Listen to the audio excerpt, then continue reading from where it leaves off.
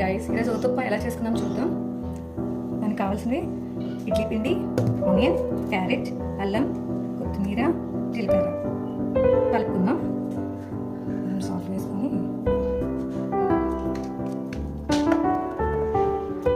మంచిగా కలిసేటట్టు కలుపుకుందాం.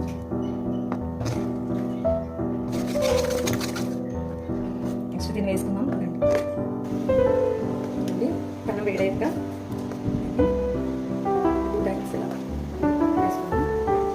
పలుచగా వేయకూడదు, ఉతుప్ప కాబట్టి థిక్గానే ఇలా మంచిగా జస్ట్ చేసేటప్పుడు సిమ్లో పెట్టుకొని చేయండి. మంచిగా కుక్ అవుతుంది, బాగా ఫ్రై అవుతుంది.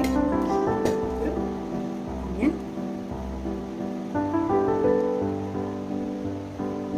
వేసుకుందాం. నెక్స్ట్ క్యారెట్ తురుము, టేస్ట్ చాలా బాగుంటుంది. అది కూడా ఒకసారి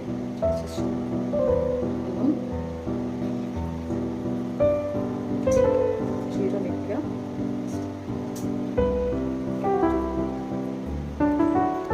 లైట్గా ఆయిల్ వేసుకున్నాం చుట్టూ. అలా వేసుకున్నాక సిమ్ పెట్టి అలా కుక్ చేసుకున్నాం. మూత పెడదాం. ఇప్పుడు కుక్ అవుతుంది. సిమ్ చేసి అలా కుక్ అవ్వలేండి కాసేపు, 5 minutes. ఎలా కుక్ అయినా ఒకసారి చూసుకుందామండి.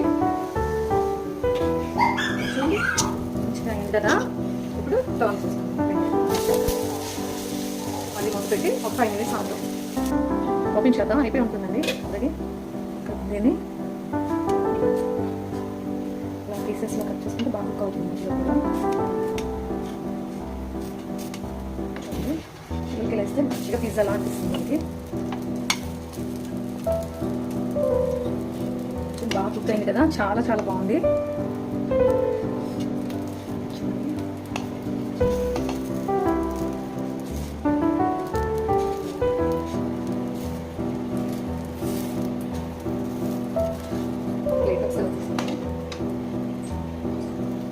చూడండి, ఉతుప్ప రెడీ అయిపోయింది.